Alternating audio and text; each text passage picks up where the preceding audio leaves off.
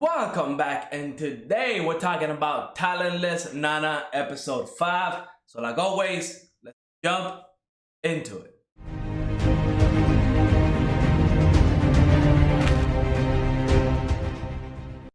Episode 5 sees Nana going off against Tsunekichi, somebody that can see the future. Now, this guy is definitely twisted. I wouldn't say he's actually a good guy. I would honestly say that he's more like a bad guy. And if he had like a different type of talent where it could cause some damage, I could kind of see him doing some evil stuff.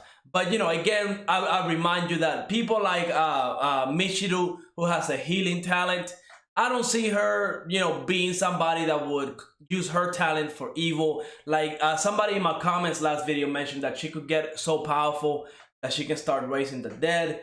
But again, the way Michiru behaves as a character, she doesn't seem like somebody that would do that and cause harm to humanity. Again, she really wants to get her talent to a level that she can help a lot of people. So honestly, I would argue that Michiru's talent would save a lot more people than actually cause harm. But that's a whole different theory. This episode, again, we see Tsunekichi blackmail Nana further into being his girlfriend. It was kind of dirty. It was kind of messed up. It was wrong. What he did was absolutely wrong. He was making her, give him a massage in his room. Honestly, he could have taken that a lot further. And from what we see later on in the episode, he was willing to take it a lot further. And honestly, this is probably like the first death in the anime that I kind of agree with, that I'm glad that it actually happened. Like Tsunekichi 100% had it coming. Now, Tsunekichi is 100% like he believes that his premonitions all come true. There's no escaping it. Once he sees the future, once he takes that picture, it's set in stone. It doesn't matter what you do, it's going to happen. Now, I honestly thought this episode was gonna go a whole different way. Whenever Nana was in his room at night and he took those 5 pictures, and she got a picture and she saw what it was, right? And of course, later on we find out that this picture was literally Nana standing over Tsunekishi's dead body, and Michiru and Kyoja coming in and catching her in the act, essentially. So that's definitely a bad picture because one, it would kind of tell Tsunekishi that there's no escaping fate. He is going to die. So what she did, she took the camera, went outside, started taking pictures, and she ended up taking a selfie of being strangled of her dead body. And that would cause Tsunekishi to like bring down his guard. Heck, she even went as far as to changing his time, so he would kind of be messed up by the whole timeline. And honestly, I honestly thought that it wasn't a selfie. I thought what Nana did was essentially kill Tsunekishi and then kind of, set everything up to make it look like she lost. I thought that's what she did. That way, whenever, he went into the future, took the picture, she would see, oh, okay, so I actually killed, Nana.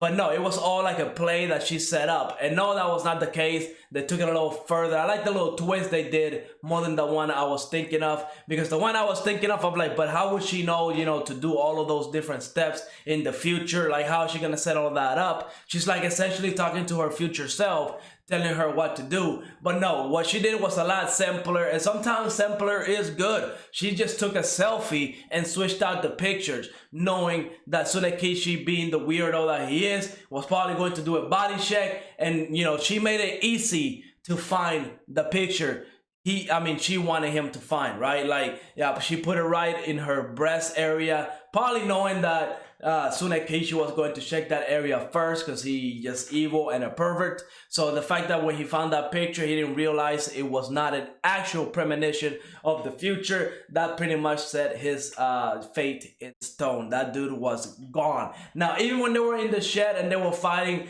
I honestly thought Tsunekishi was going to stay on top of it, right? Because he did stop the attack, but as it turns out, it wasn't enough. She was able to poison him with one of the needles that she kept. So it was awesome.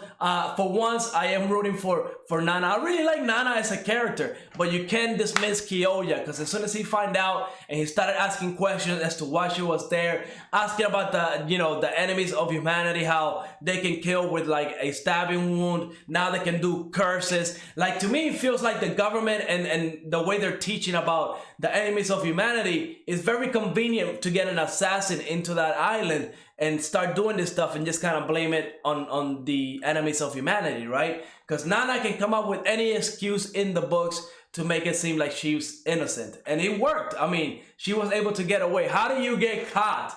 Right, this is why I like Nana, because she's able to think under pressure. She's able to switch up her gears very fast. But how do you get caught red-handed with a dead body in front of you, and you somehow are able to speak your way out of it? It was awesome. But Kyoja is not having any of it. He went back to SilentHxH's room to see if he can find any more pictures of the future, but Nana beat him there by a couple of seconds, and he was able to deduce that the picture, and that's how we know Kyoja is just on a whole different level, right? He was able to deduce that the picture that had Nana being murdered was a fake, because the way the rope was wrapped around her neck, it was done twice. If she was being murdered, why would that murderer wrap it around her neck twice? It would only be done once, just because it's easy and it will get the job done. So Kyoja is definitely on a whole different level when it comes to like his IQ and how smart he is, because you would think somebody like SilentHxH that relies on those pictures to tell the future, he will be able to tell which ones are fake and which ones are not. Right? Like, maybe he doesn't remember what he dreamt. He can only go through with the pictures. But you would think, it would be awesome if he would have been able to remember and call Nana out. Because I did like SilentHxH as an evil person. But after he, took Nana's clothes off and all that stuff, I was like, nah, that man has to go. And he did. And I'm glad. Now, the last little bit, and this one got me like, I was fearing for Michiru, because whenever Nana found out that she was missing a picture, I knew it. I knew she was gonna go back to that shed, and the way she was talking to Michiru, right, saying, hey, did you find something?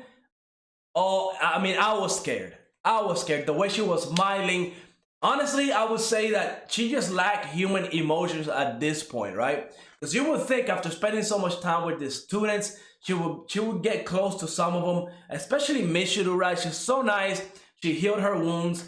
And from what it seems like, next episode is going to be Michiru's last episode. Unless Kyoja can come in and try to stop her. But man, I don't know. I feel like Nana just gets away with everything. She's just so smart, so awesome. I don't know. For all we know, Kyoja can find Nana killing Michiru, and she some way, somehow will find a way to talk herself out. Overall, good episode. I loved it. I love the back and forth between Nana and Kyoja, because Kyoja is just on a whole different level. He just needs one little break, and I'm wondering when he's going to do that, because at the end of the day, Nana is not that powerful. She doesn't have a talent. She's a regular human being. So how is she gonna defend herself against people that do have this powerful talents if they all find out that she's like the murderer and stuff like that? And I mean eventually they're gonna have to find out, like, what happens when there's only like half the students left. Something's gonna have to be done. The fact that the teachers are not doing anything and Kyoja is really the only one investigating, I really don't know where this anime is going to go, because at a certain point, just because of process of elimination, how every time Nana gets close to a certain student, they die. Right? We know SilentHxH was bragging about how Nana is his girlfriend. So I'm guessing he also did that to kind of tell people, look, I got close to Nana just in case he dies. She will be like the number one suspect, right? So the fact that all these people that got close to Nana have died already, like, come on, people have to start seeing it, right? Like, Nanao, he was the first one to go. He was, Nana was the only person that was actually talking to Nanao. And then the next day, dude was gone. Then we had the guy that can go into the past, right? He was working with Nana to find out what happened to Nanao, and now he's gone. Like, come on, right? Then Kyoja in the shed exploded, and the first one to find the body was Nana. Come on, that's 3 in a row where every time something happens, Nana is linked to it. And now SilentHxH, and she got caught red-handed. Come on. Like, at a certain point, all the students have to know that Nana is the killer. Like, come on. Come on. But we'll see where it goes. I like the episode. I really want to see how Nana would react to people finding out that she is the killer. Is she gonna run away? Is she gonna get away from the island? Does she have an extraction point? Because I really just don't see her surviving if they find out it's her. But let me know what you thought of this episode in the comments down below. And like always, go ahead, leave a like, subscribe, and I will see you on the next episode.